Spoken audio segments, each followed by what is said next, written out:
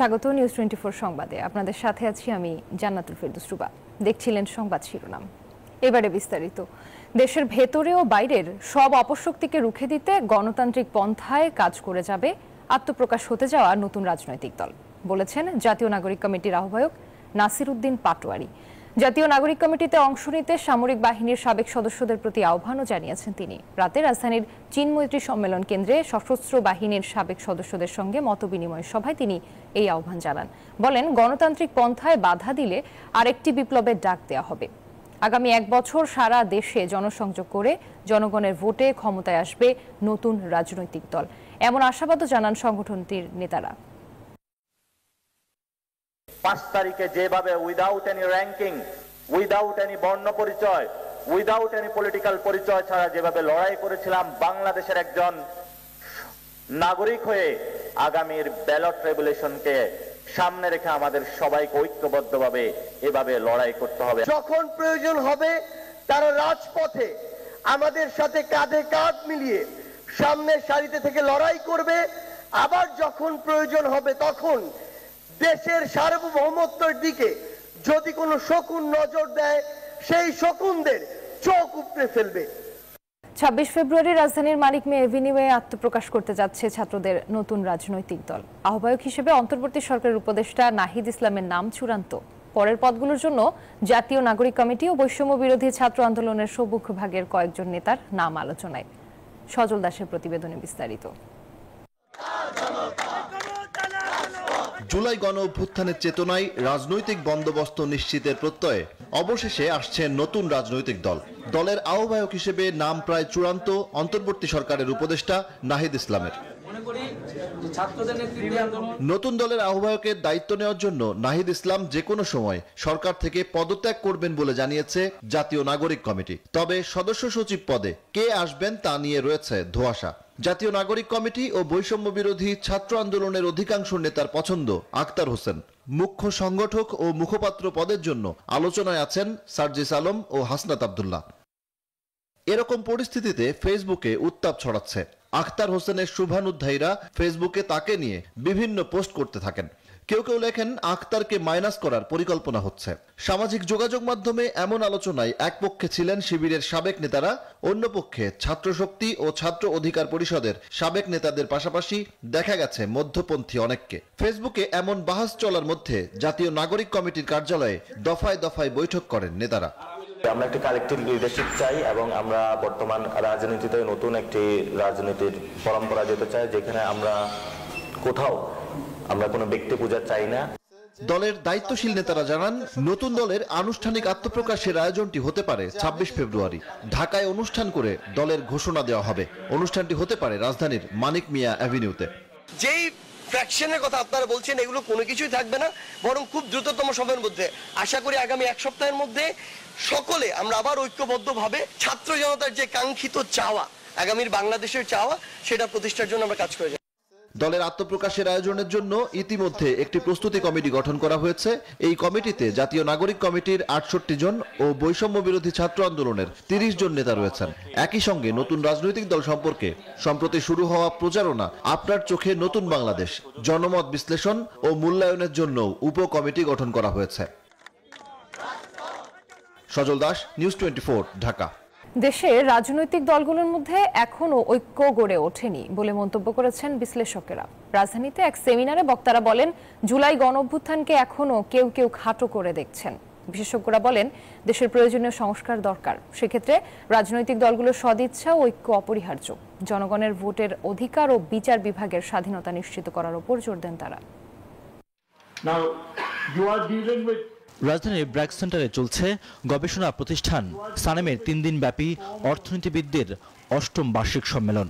দ্বিতীয় দিনের প্রথম সেশনে আলোচনায় অংশ নেন সংস্কার কমিশনের সদস্য, অর্থনীতিবিদ, রাজনীতিবিদ ও মানবাধিকার কর্মীরা। সিপিডি সম্মানীয় ফেলো ডক্টর রওনক জাহানের সঞ্চালনায় সম্মেলনে উঠে আসে জুলাই গণ অভ্যুত্থান পরবর্তী বাংলাদেশের সম্ভাবনা, অসঙ্গতি ও নাগরিক প্রত্যাশার নানা দিক। বক্তারা বলেন, রাষ্ট্রীয় সংস্কার সহ গুরুত্বপূর্ণ বিষয়ে জনগণের সম্পৃক্ততা জরুরি। অনেক সংস্কার চাই, কিন্তু সংস্কারগুলো কি একটু আমাদের জানতে হয়। কমিশনগুলো যে কাজ করেছে, কনস্টিটিউশন কমিশন সহ, এটা খুবই একটা হতাশার বিষয় যে সেই কমিশনগুলোর মধ্যে আমরা এই রিফ্লেকশনগুলো পাইনি। এখনো খোলা মনে কথা বলার সুযোগ তৈরি হয়নি বলে অভিযোগ রাজনৈতিক দলের নেতাদের। বলেন, রক্তঝরা জুলাই বিপ্লবকে অস্বীকার করার সুযোগ নেই। এই যে গণঅভ্যুত্থানের পরে আজকে প্রায় 6.5-7 মাসের উপরে দাঁড়িয়ে আমরা কি সবাই আমাদের খোলা মনে কথা বলার মতো পরিবেশ আছে? ঠিক যে মুহূর্তে কথা বলছি আমি পরিষ্কার বলে নাই। এই ছাত্র জনতা এবং জনসাধারণ বা যে জনসাধারণ বলে পিপল, তারা কিন্তু আবারও বাদ পড়ছে বলে আমাদের ধারণা। কারণ তারা ওয়েবসাইটের মধ্যে দিয়ে কিছু মতামত নিয়েছেন, কিন্তু আমার কাছে মনে হচ্ছে জাস্ট ইনস্ট্রুমেন্টাল যে আমাদের নিতে হয় এই কারণে, কিন্তু লার্জলি যে পিপলকে কানেক্ট করা মানে বটম টু টপ এটা দেখা যাচ্ছে না। বিগত সরকার কর্তৃক হরণ করা ভোটের অধিকার ফিরিয়ে আনতে হবে। সেই সঙ্গে বিচার বিভাগকে স্বাধীনভাবে কাজ করার সুযোগ দিতে হবে। সংস্কার ইস্যুতে রাজনৈতিক দলগুলোর ঐক্যমতেরও বিকল্প দেখছেন না বিশেষজ্ঞরা। বাংলাদেশের ইতিহাসে প্রথমবারের মতো একজন ব্যক্তিতান্ত্রিক স্বৈরাচারী শাসক পালিয়ে যেতে বাধ্য হয়েছে, রেকগনাইজ দ্য ফ্যাক্ট, যেটা ঘটেনি। তার মানে আমরা কিছুটা পরিবর্তন করতে পারি। You are in a position to mobilize people, block traffic, create difficulty. This has now become a political barrier. অর্থনীতির স্বাভাবিক গতি ধরে রাখতে আইন শৃঙ্খলার উন্নয়নের উপরও জোর দেন বিশেষজ্ঞরা। রিয়াদ সুমন, নিউজ 24, ঢাকা।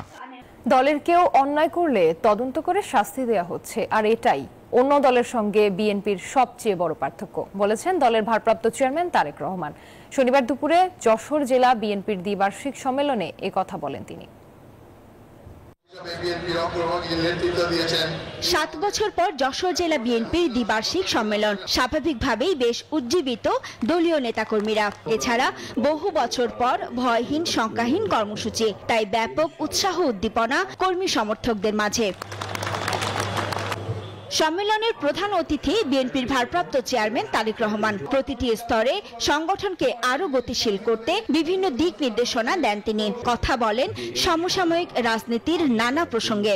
রাষ্ট্রের বিভিন্ন কাঠামোর পুনর্গঠন প্রয়োজন। দলের শীর্ষ এই নেতার দাবি, অনেকের মতো অনুকূল পরিবেশে নয়, আরো বহু আগেই স্বৈরাচারের রক্তচক্ষু উপেক্ষা করে রাষ্ট্র সংস্কারে 31 দফা ঘোষণা করেছিল বিএনপি।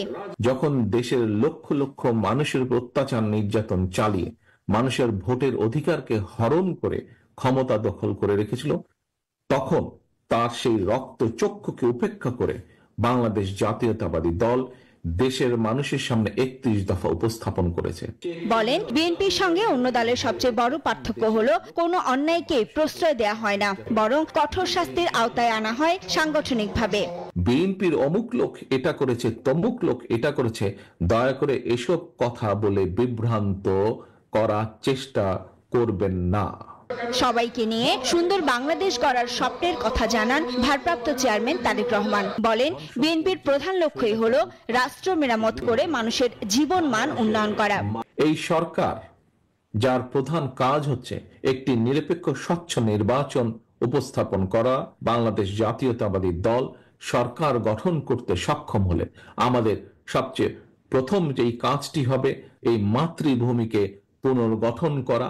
নানা ইস্যুতে পতিত আওয়ামী লীগ সরকারের সমালোচনা করেন তারেক রহমান। বলেন, ক্ষমতায় টিকে থাকতে দেশের সব প্রতিষ্ঠান ধ্বংস করে দিয়েছে স্বৈরাচার শেখ হাসিনা। খুনি লুটেরা স্বৈরাচার এই দেশ থেকে পালিয়ে যেতে বাধ্য হয়েছে। সাফিয়া রাসনা, নিউজ 24। জাতীয় নির্বাচনের আগে স্থানীয় সরকার নির্বাচন করতে দেয়া হবে না বলে হুঁশিয়ারি দিয়েছেন বিএনপি নেতারা। দ্রুত নির্বাচনী রোডম্যাপ ঘোষণা সহ 4 দফা দাবিতে দেশের বিভিন্ন জেলায় সমাবেশ থেকে এ হুঁশিয়ারি দেন তারা। এর আগে খণ্ড খণ্ড মিছিল নিয়ে সমাবেশে আসেন নেতাকর্মীরা। সমাবেশ থেকে বিএনপি নেতারা বলেন, নির্বাচন নিয়ে টালবাহানা শুরু করেছে অন্তর্বর্তীকালীন সরকার। দ্রুত জাতীয় নির্বাচন দেওয়ার আহ্বান জানান তারা। এই জনসাধারণের একটাই বার্তা, যত দ্রুত সম্ভব এ দেশে একটি অবাধ এবং নিরপেক্ষ নির্বাচনের ব্যবস্থা করা হোক। এদেশের মানুষের ভোটের অধিকার, গণতান্ত্রিক অধিকার, এটা দিয়ে যত তাড়াতাড়ি সম্ভব আপনাদের যা যা সংস্কার করা দরকার, সংস্কার তো হবেই। তো এটা নির্বাচিত সরকার যা রেখে যাবেন সেটা তারা করবে, কিন্তু দয়া করে একটা নির্বাচন দেয়। গণঅভ্যুত্থানের পর দেশে অপরাধ দুর্নীতি বন্ধ হয়নি বলে মন্তব্য করেছেন জামাতের আমির ডাক্তার শফিকুর রহমান।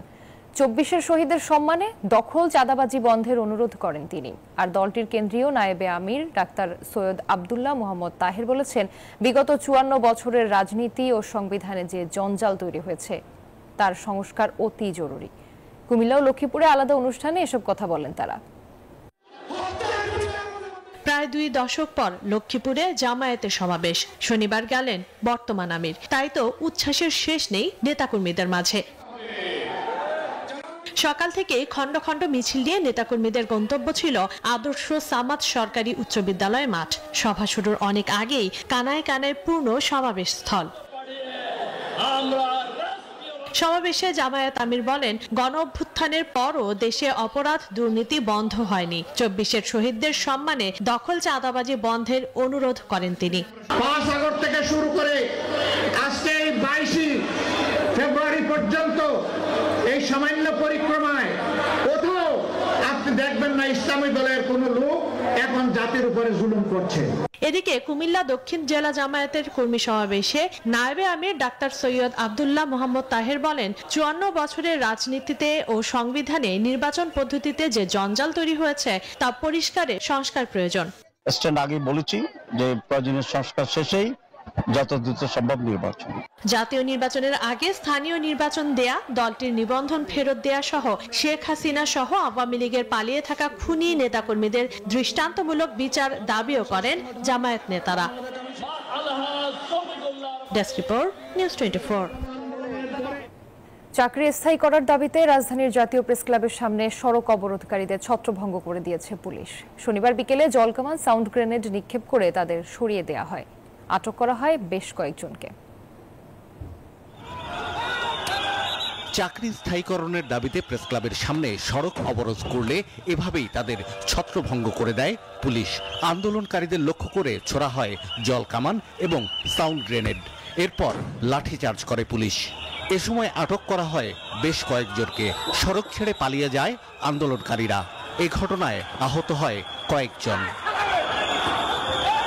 এর আগে সড়ক অবরুদ্ধ করায় সচিবালয় সহ আশপাশের এলাকায় দেখা দেয় তীব্র যানজট। পুলিশ তাদের রাস্তা ছেড়ে দেওয়ার অনুরোধ জানালে দাবি না মানা পর্যন্ত সড়ক ছাড়বে না বলে জানায় আন্দোলনকারীরা।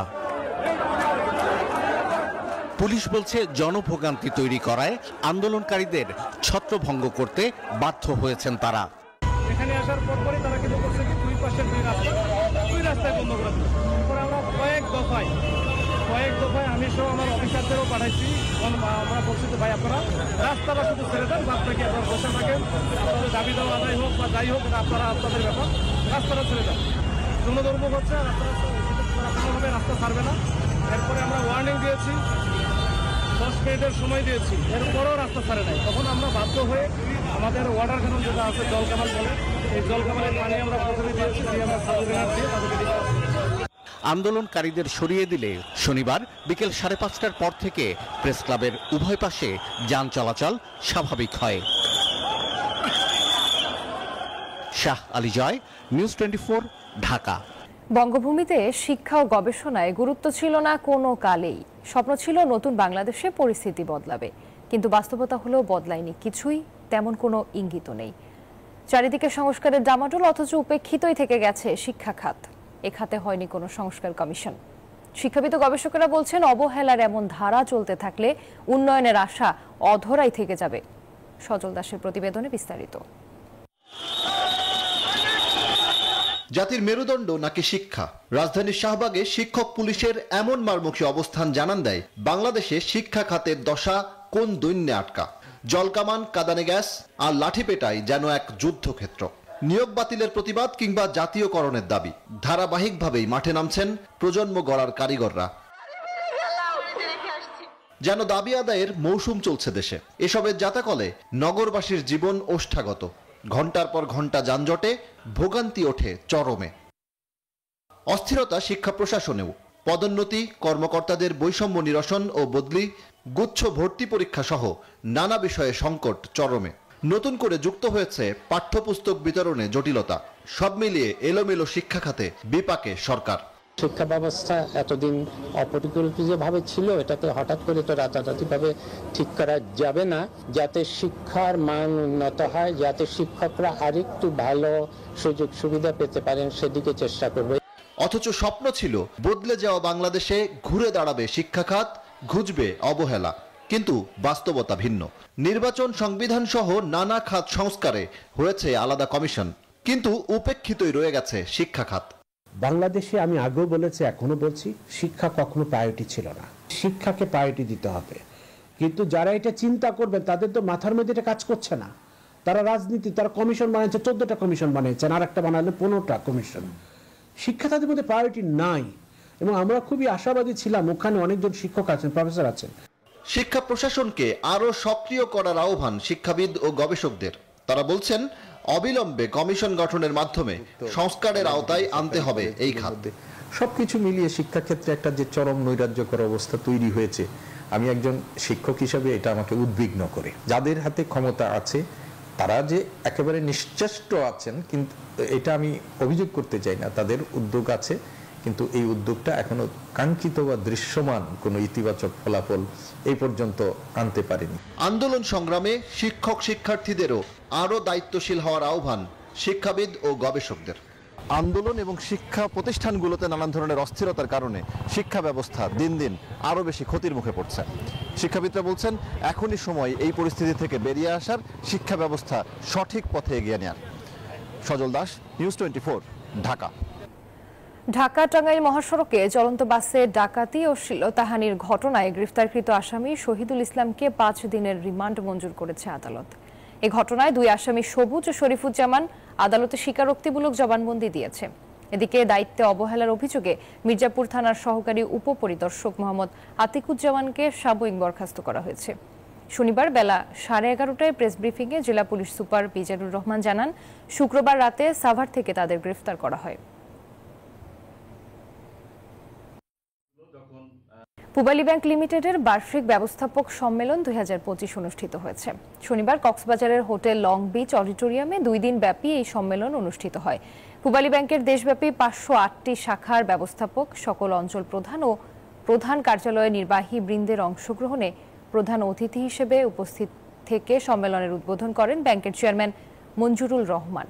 অনুষ্ঠানে আরও উপস্থিত ছিলেন পূবালী ব্যাংকের পরিচালক মনির উদ্দিন আহমেদ ও ব্যবস্থাপনা পরিচালক মোহাম্মদ ইসা সহ ঊর্ধ্বতন নির্বাহী বৃন্দ। সম্মেলনে কর্মক্ষেত্রে উৎসাহ বৃদ্ধির লক্ষ্যে 2024 সালে বিশেষ সাফল্যের জন্য 51 জন শ্রেষ্ঠ ব্যবস্থাপককে পদক প্রদান করা হয়। আর এই ছিল নিউজ 24 সংবাদে। এতক্ষণ সাথে থাকার জন্য ধন্যবাদ।